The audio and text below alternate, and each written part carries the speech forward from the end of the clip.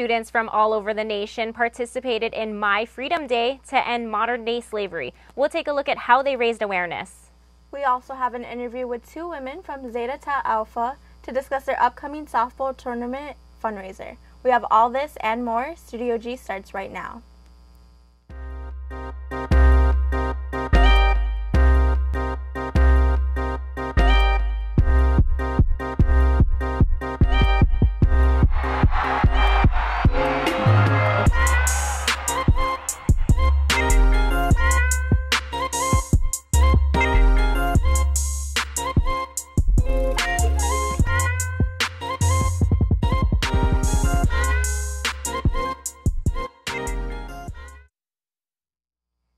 Good afternoon, Rebels, and welcome to our Thursday episode of Studio G. I'm Nicole Soto. And I'm Annabelle Rocha.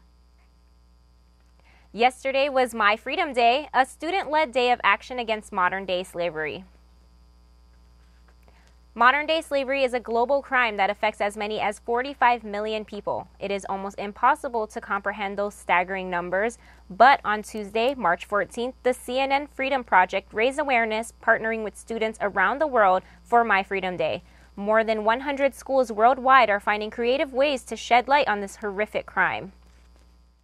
To me, freedom is when every child, irrespective of gender, has access to quality education and safe life. Freedom is being you without anyone's permission. Know your place. Shut up and smile. Don't spread your wings. I think freedom is the right to act and make decisions independently. Slavery has left millions living in misery worldwide. CNN is using its global spotlight to tackle the problem in an extremely powerful way, shining a light on young people who are boldly raising their voices, demanding change. More than 100 schools worldwide participated in hashtag My Freedom Day, with students taking a stand against a global crime that destroys lives. In South Africa, students from Holy Rosary Girls' School were seen marching for freedom, and students in Abu Dhabi spoke out. It's important that people know about what's going on with human trafficking and all of that, and writing their opinions about it. We're the new generation. We're the children of the world, and when we grow up, we want to be like you. We want to be the ones that spread awareness, the ones that make a change, not just stand there and talk. Slavery affects as many as 45 million people, including at least 5.5 million children. Spreading awareness is the first step in bringing about change.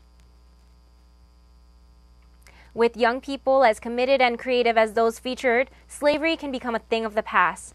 To see more, follow hashtag My Freedom Day. This week, students from the Association of Pre-Health Professionals, also known as the APHP, raised money for cancer research. Students from the APHP stood in the free speech area selling midterm survival kits for cancer research. They also accepted any donation, cash or card, for the cause. The organization is an outlet to network with professionals, providing opportunities, and is committed to philanthropic services within the community. We are selling survival kits which have chips, soda, gum, candy, water to help people get through midterms, and the money that we're raising is going toward Relay for Life, which is connected to the American Cancer Association or American Cancer Society, where they take that money and they put all that money toward cancer research. We're the Association of Pre-Health Professionals, which means that we kind of take a bunch of pre-med, pre-health, pre-nursing, pre-dental, and we kind of get together and we have an organization so that we all can connect with one another and do humanitarian work together, giving back to our community in a way other than health related.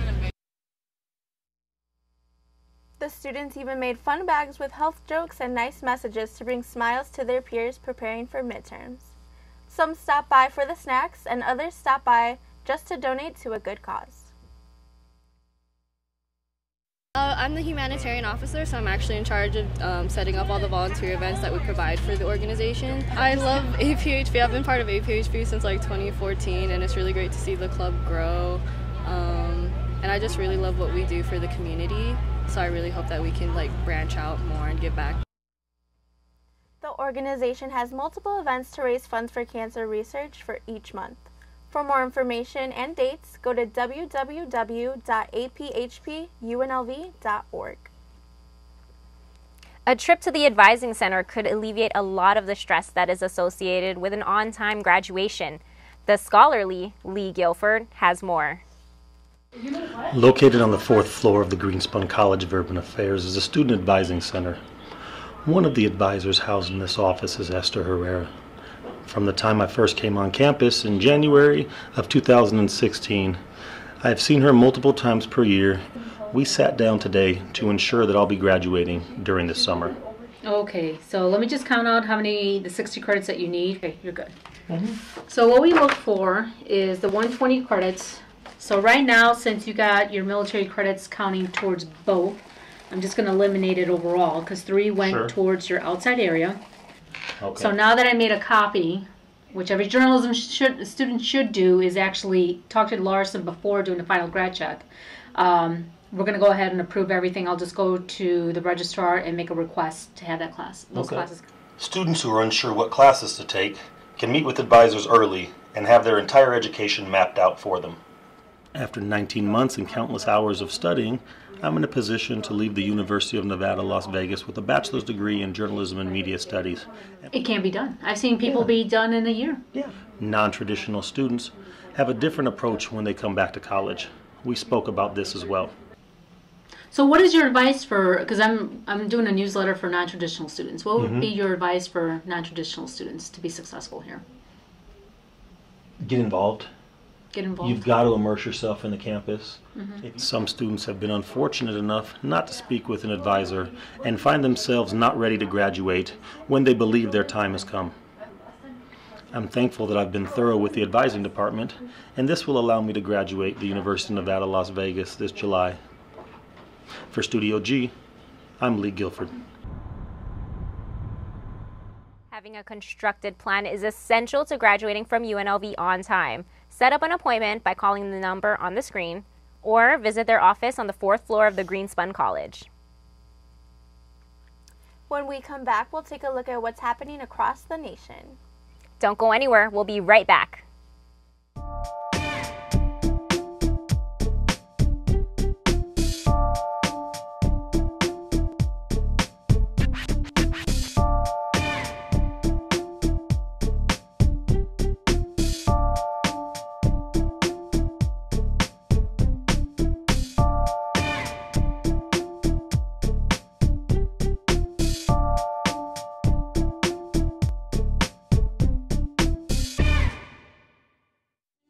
Center. Anyone from the Las Vegas community is welcome. We can get more people into the nutrition center, get them more educated, then they can learn what ways to prevent chronic diseases and to become healthier individuals. All classes are held in BHS building, Bigelow Health Sciences, room 212, and the times vary, but you could always check them at the UNLV calendar or UNLV Today, and all the classes, times, and descriptions are available there.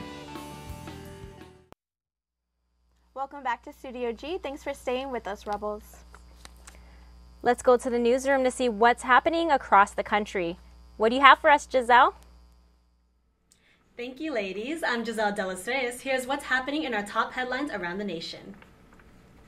Hours before President Trump's new executive order for a travel ban was supposed to pass, Hawaiian federal judge Derek K. Watson issued a freeze on the order going through.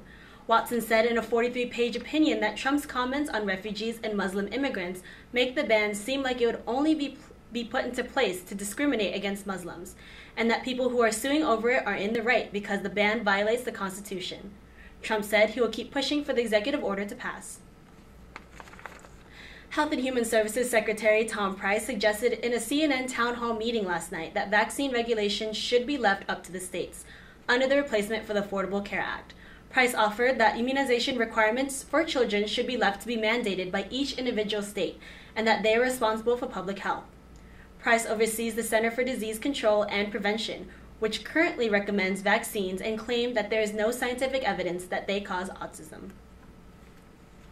The Department of Justice announced that they indicted 4 people in connection to the massive Yahoo hacks in 2014, 2 of which are officers of the Russian Federal Security Service. This hack affected 500 million Yahoo accounts and compromised the information from webmail providers. The information obtained was of names, email addresses, and passwords from the accounts of Russian journalists and U.S. and Russian government officials. Yahoo CEO Marissa Mayer thanked the DOJ and FBI and said she was thankful for their work. The sheriff of Los Angeles County, Lee Baca, was found guilty of obstructing a federal investigation into corruption and abuse in the LA County jails. The investigation was to examine violent guards who took bribes to smuggle contraband into the jail and beat inmates. He is convicted of all counts against him, including making false statements, conspiracy, and obstruction of justice. Baca is most likely facing time in federal prison, and he says he looks forward to winning on appeal. Facebook has recently launched Messenger Day, a new service on the Messenger app that will operate similarly to Snapchat. The app will allow you to send pictures and videos that will be viewable for 24 hours and then be deleted. You can use this to correspond with a friend or share your post to all your friends on Facebook. That's all for your national report. Back to you in the studio.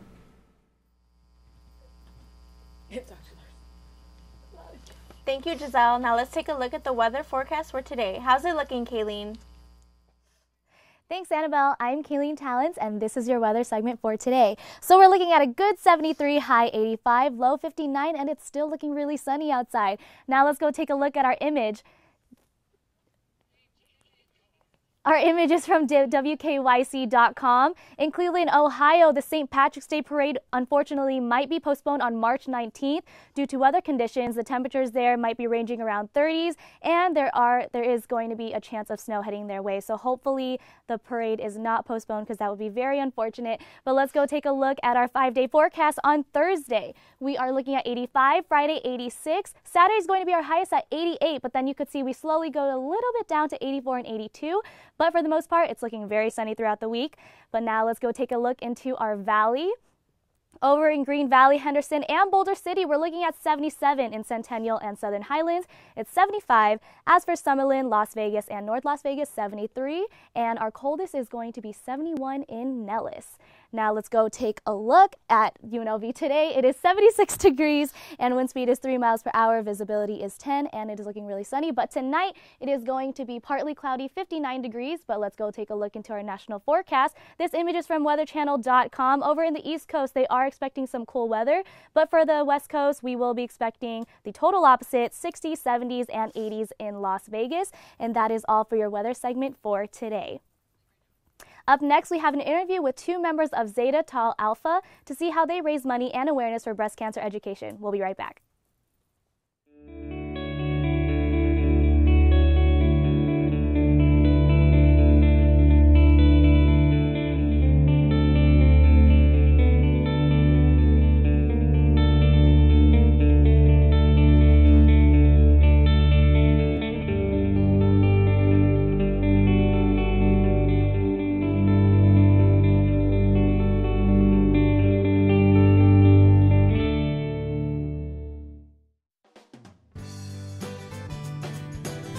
Your community's farmers market. Welcoming, lively, friendly. A place where neighbors and friends come together to celebrate their community. With over 50 vendors, organic, sustainable, fresh produce are available just for you. Support and buy local at Fresh 52.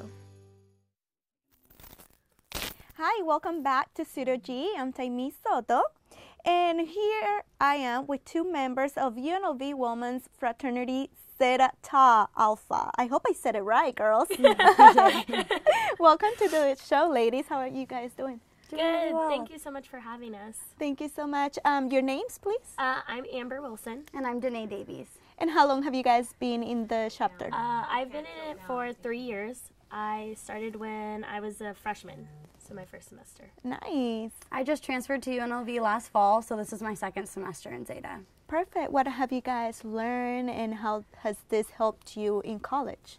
I think it's just like expand my horizons, and I definitely got to know more people, and just I've gotten into get to like work with other girls who have different like opinions and different like goals than I do, so it like makes me very diverse in that way of like seeing other people's like views and my own. Nice. How about you? It's a good way to become really like well-rounded. You meet a lot of new people. You meet a lot of people that are engaged in different organizations, ours being breast cancer, but there's so many other ones on campus. It just is a really great way to get our, you know, opinions and values out there to support everything. I'm pretty sure. And you guys are having a softball tournament this weekend. We are. How This exciting. Saturday we are having our 6th annual softball tournament.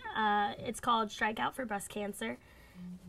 So it will be at Sunset Park. It starts at 9 o'clock. 8:30 is the first check-in if you're on a team, but we'll be out there early. Perfect. Is there like a charge for people to go in, or? No, it's free to the community. To the community, and it will be like we get people from like outside organizations, and then we also get like people in the Greek community too. So it's like a great way to get involved with like other organizations as well, and not that it's just like our own. And for people that are just coming, if you're not on a team, we have raffles and auctions and tons of fun things going on. We've got tacos coming out. We're going to have Red Bull. It's going to be just really fun for everyone that's out there. Oh my God, I love it. Tacos and everything. I'm sure gonna be there. Hey. And I love it. And why is it so important to do such an event, doing the awareness, breast cancer awareness? Well, I think it's important because like we like to bring awareness, because I don't think a lot of people like see that like Greek organizations raise so much money for things that are like more important to us. Things that are so like near and dear to our hearts. It's really nice that we get to go out there and put all of our efforts towards raising money for breast cancer. We put so much effort into this all semester long, so it means so much to us, and we're so happy when people come out and support. I'm pretty sure. Thank you so much. And also, why is it so important to have a Greek program here at UNLV? Having a Greek program at UNLV is just a great way.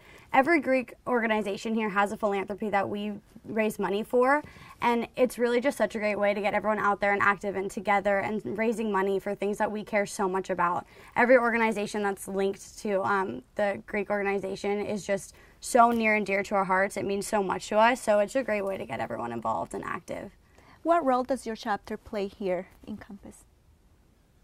Our chapter basically is just, it's so great because we do so many things, not only with breast cancer. So like we're out there all the time. You see like the booth days on campus. We're another club on campus. We're here to get girls involved, to get them active. You know, we're so involved with the school itself, our academics, as well as our philanthropy as well. So perfect. And how can girls join you guys? So we have recruitment every fall semester. It's usually the end of September, so we usually have that. We'll usually have booths that will be coming up once school starts, and we have like informational stuff that they could go to sign up. And so like when we do these booths, it's like a great way to get people like involved and to put our name out there, so people just like recognize us and see like what we do for the community. And so that's basically just like what we want to do, is like get involved in our own community and like show how passionate we are about the things that we do in this sorority, and just to like bring awareness to like our philanthropy as well, that it's not just like the people that we go to UNLV with that are aware of it, it's also the people like our whole like community and everything else. I like it. And what are you guys' roles in the chapter? I am social chair, so I'm in charge of planning all this socials with outside organizations or even other fraternities or sororities. So it's not like we don't only do things like with fraternities or Greek life. We also try to go outside of that as well. And I'm the fundraising chair, so I'm in charge of putting things on to raise money for breast cancer itself. So that's why it's so important to me, and we hope to see all of you guys out there at our softball tournament. Well, thank you so much, lady, for being here with us. And now you guys know this weekend at 8:30, right? Yes. Well, be sure to visit their softball tournament this Saturday, March 18. When we come back, we will be seeing how CSUN is promoting the importance of self-care. There is much more here at Studio G.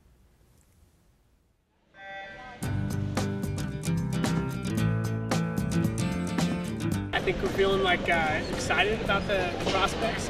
We know we're going to drop a lot of time, hopefully break a few records, and I think that the team is ready to go.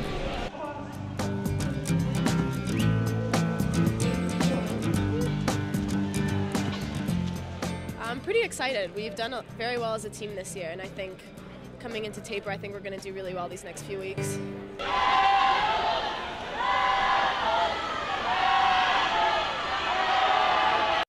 As far as Studio G, at first it looks overwhelming, and at first it looks like it's a lot of work, but I'll tell you what, it's the most beneficial class I've had at UNLV to date, without a doubt. You get to not only develop stories and work on your interviewing skills, your editing skills, and your shooting skills from a camera perspective, you get to work on all the equipment that's in the studio. So you're working on audio, you're working on directing, tech directing. You get to produce your own show. You can take a 30-minute newscast and make it your own. And that's really cool about Studio G. Like I said, a lot of it seems overwhelming at first, but it is by far the best class I've taken at UNLV since I've been here. Welcome back to Studio G. Midterms are finally over. Here's how CSUN is helping students de-stress. Albania Guido has more. With the stress that comes with being a student, it's sometimes difficult to remember to take care of yourself. That's why CSUN held the Feeling My Self-Care event, which promoted self-care among students after a difficult midterms week. And we're trying to express a little bit more of self-care, like what does self-care mean to you? Does it mean relaxing? Does it mean taking care of yourself? And just taking a moment to reflect on yourself and your health and just in general what makes you feel good, because I mean in school it's tough. It's tough being in college, and sometimes it's important to take a step back and just really focus on yourself. We had a couple 200 people or so, 200, 300 people come out because, I mean, we just really wanted to push that whole incentive of taking the time out and just what does self-care mean to you? It's different to everybody, so we wanted them all to write down what it means specifically to them and post it up on the wall for everybody to see. It's midterm season and people are very stressed and it's a lot of work on them, and having this event to show them that it's okay and everyone expresses self-care in different ways, and it's okay as long as you're loving yourself and you're loving your environment and how you are and who you are. That's all that matters. To me, I would say self-care is about taking care of yourself, not just physically, but mentally, emotionally, spiritually, and just doing things like for yourself, you know, like if that means making a purchase for yourself or doing something that you enjoy to do. It's okay to have those days and not always feel like you should be overworked and stressed out about school. Remember, Rebels, it's important to take care of yourselves. For Studio G, I'm Albania Guido. Make sure you're taking care of yourself all the time, not just when you're about to have a breakdown. An event that had hundreds of participants running around the city made its way to downtown Las Vegas Friday night. Ashley Renan has more. The Las Vegas Cotopaxi Festival is underway here at the Container Park in downtown Las Vegas. Ready, set, go. As the clock struck 7 p.m., participants were off to the races, literally, beginning their 24-hour adventure race with their teams of 2 to 6 people and a Cotopaxi backpack full of goodies. It will be our first Questival challenge, and last I checked, we were in 6th place. Their mission? To complete outdoor team challenges that sends them all around the city, performing random acts of kindness. Their prize? A chance to win trips, gear, and more.